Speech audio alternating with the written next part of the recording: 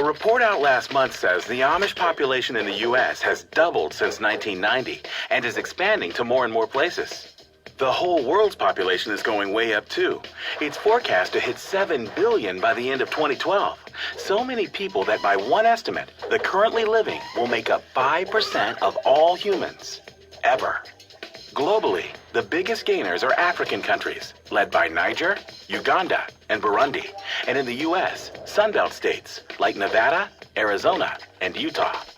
Eastern Europe, on the other hand, is emptying out. Bulgaria is expected to lose more than a quarter of its population over the next 40 years. And the UN says Russia and Romania are losing people too. Here in the U.S., the population of big cities like Cleveland and Detroit has been declining for years, and the collapse of the real estate market meant even Florida lost people last year, for the first time since World War II, which is about when some rural areas of the Dakotas started losing population, a trend that has lasted for decades because so few descendants of the pioneers wanted to stay on the farms. But at least one rural South Dakota town has found a way to gain residents after the state's first Amish community opened earlier this year. Hello everyone, welcome to Global Government News. This is Darko, and today is August 17th, 2010. Thank you again everyone for joining me in this Eugenics news video. You just watched a quick video from kind of the Yahoo News section, who knew about overpopulation, saying it's growing at an alarming rate. Yes, it is growing. Is it alarming to me? Not really. Do I believe we're all going to die in 2012? No. Do I think there's too many people on the earth? No. Do I think there's a waste of resources, or just resources not being allocated as effectively as they could be? Yes. And I think that is the eugenics. It's called economic warfare, and as a result, like people in Eastern Europe and that, they're not doing all that well, and poverty rates are high, and sterile rates are high, fertility rates are down, and people in Germany are actually being paid to have children because they're in a negative birth rate. So, with that being said, to me, this is just nothing more than propaganda. But you will have people down at the bottom who say that, it's a sure sign of total destruction to come. And then this guy says it's understandable having babies would be so important back then when humans were close to extinction. But right now it's better to manage what we have. Adopt kids rather than making kids. We don't need any more octomoms. The planet is our only home, and we aren't ready to leave it just yet. And it sounds really nice, but, I see what he's saying. But the problem is that the people that run the freaking planet are eugenicists, and you see, they don't want just to keep the population that we have now. No, see, if you have 6 billion people, they want to exterminate. They want to get rid of. They want 80+% of the population to go away. They want to bring it down to 500,000, Joel. So I'm not sure how they're going to do that, but I have a feeling it's going to have to do with killing people and all kinds of bad stuff. So if you want to buy into that, and that is the new religion, this is the new religion, environmentalism, which is basically eugenics. You see, when the elites talk about too many people on the earth, they're not talking about there's too many people on the earth because there's not enough resources or food. They're saying there's too many people on the earth because it's just too many people and there's too many mouths to feed, and they really don't need that many people on the planet, right?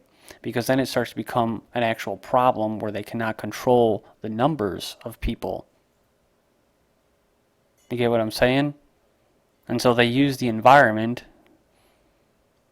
as a means to declare war on the human, because the human is now responsible for not only climate change, but overpopulation. Okay, now I got that done. This next article is called Hearing Loss in Teens Spike Mysteriously. This was all over the news today. It says parents of teenagers have lamented for untold ages that their kids don't listen to them, but it could be that teens today just don't hear them physically. Hearing loss among adolescents has increased over 30% since around 1990, and now nearly 1 in 5 teenagers show some degree of significant hearing loss, according to a study published this week in the Journal of the American Medical Association. More disturbing, doctors are at a loss to explain the reason for a dramatic increase. Well, I'm going to go on a limb here and say it's iPods and stuff like that, but I mean, headphones have been around since the 80s. And they did surveys and studies before, and it said in every category, regardless of frequency of pitch of the sounds listened to or degree of hearing loss, the more recent generation of teenagers had worse hearing. The researchers couldn't pin down any cause, such as ear infections or exposure to sudden loud for noises like gunfire. The other thing, too, I don't know if this would have anything to do with this. This is total speculation. Don't really know. But it is my belief that we are being bombarded with, what do you call it, ELFs, microwaves, just radio frequencies in general, along with the increase in wireless technology. And who knows, maybe this is having an effect on people's hearing. Here you go. And this kind of verifies what I was talking about with the iPods. You may have grown up in the 60s and 70s with the proliferation of headphones. Well, I didn't because I'm only 29. Or in the 80s, which I did, as I said, with the Walkman, with the excess of heavy metal and the dawn of the boombox. But the earbuds of today are different in that they are portable, see, and a constant fixture among teenagers, more common than jewelry, allowing the ears little rest through the course of the day. That's right. Dude, I see... I'm not bashing people, whatever. If you want to listen to iPods all freaking day, then that's fine. And, not really be sociable to people around you. That's cool. But that's all I see. I see young people running around wearing iPods and little headphones in their ears all the time. And I don't want to say this is funny, but it's just like, okay, so there's a possibility that iPods are causing people to go, or not really go deaf, but lose their hearing, right? And then cell phones with the radiation could be possibly frying boys or men's, what do you want to call it, their genital area, so that they become sterile, right? This is being studied in that, and Bill Gates and his foundation is proposing this new thing where men can get sterile for 6 months by zapping their scrotum with little waves of energy. And so these cell phones could be causing these young people to become sterile, along with cancerous tumors.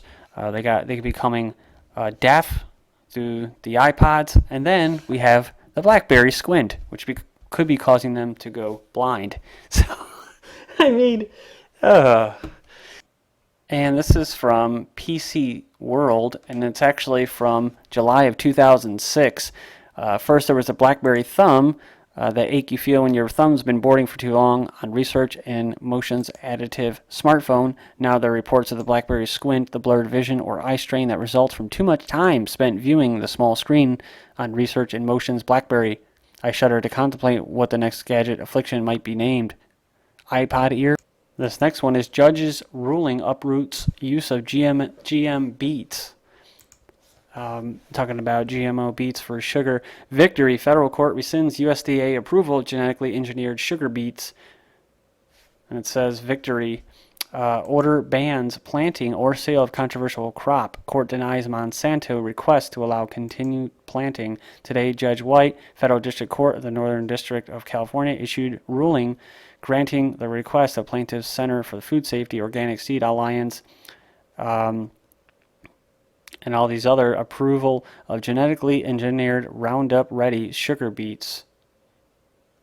It says in September 2009, the court had found that the USDA had violated the National Environmental Policy Act, NEPA, by approving the Monsanto engineered biotech crop without first preparing an environmental impact statement. The crop was engineered to resist the effects of Monsanto's Roundup herbicide, which it sells to farmers together with the patented seed, the Terminator seed. Similar Roundup Ready crops have led to increased use of herbicides, proliferation of herbicide-resistant weeds, and contamination of conventional and organic crops. And I guess this is really good news because I always pay attention to labels, looking for high fructose corn syrup, MSG, all the other ingredients, artificial ingredients that they put in there, and all the food and the drinks. And one of the things is I look in the juices and that to see if they actually have real sugar, and they'll say beet sugar, you know. And I never really knew what that meant, and then I read this article and I'm just like, wow, those little bastards, you know, because the high fructose corn syrup, you know, they found that it basically is a food for cancer. Cancer slurps it up. That's what they call it. They refer to it as slurping it up.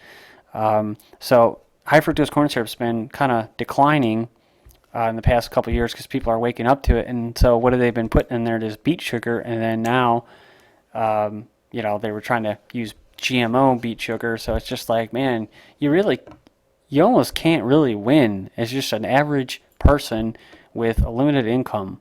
It's really hard to fight this eugenics. And then when you tell people about it, that it exists, they look at you like you're crazy. But you know, there's a reason why sugar is expensive. Because they want to bring in artificial sweeteners, which are really, really, really, really bad for you. You think sugar will cause diabetes? Keeps you on aspartame and all the other stuff. This one's from the London Telegraph. U.S. breast cancer drug decision marks start of death panels. America's health watchdog is considering revoking its approval of the drug Avastin for use on women with advanced breast cancer, leading to accusations that it will mark the start of the, quote, death panel drug rationing. And this came out yesterday. It says a decision to rescind the endorsement of the drug would reignite the highly charged debate over U.S. healthcare reform and how much the state should spend on new and expensive treatments. Said the world's leading or best-selling cancer drug is primarily used to treat colon cancer and was approved by the USDA in 2008 for use on women with breast cancer that has spread. The FDA advisory panel has now voted 12-1 to drop the endorsement for breast cancer treatment. The panel unusually cited effectiveness grounds for the decision, but it has claimed that the, quote, cost effectiveness was the real reason ahead of reforms in which the government will extend health insurance to the poorest. As if the approval of the drug is revoked, then U.S. insurers would likely stop paying for Avastin. And it says during the debate, those opposed to the reform cited Britain's National Institute for Clinical Excellence, which decides whether new treatments should be made available on the NHS on the basis of cost effectiveness, as an example of the sort of drug rationing that amounted to, quote, a death panel. Yeah, and the whole death panel thing was, it kind of got out of hand, but, you know, from what I read in Britain, I don't know if this is for everybody in Britain, or I don't know exactly the system that you have, but,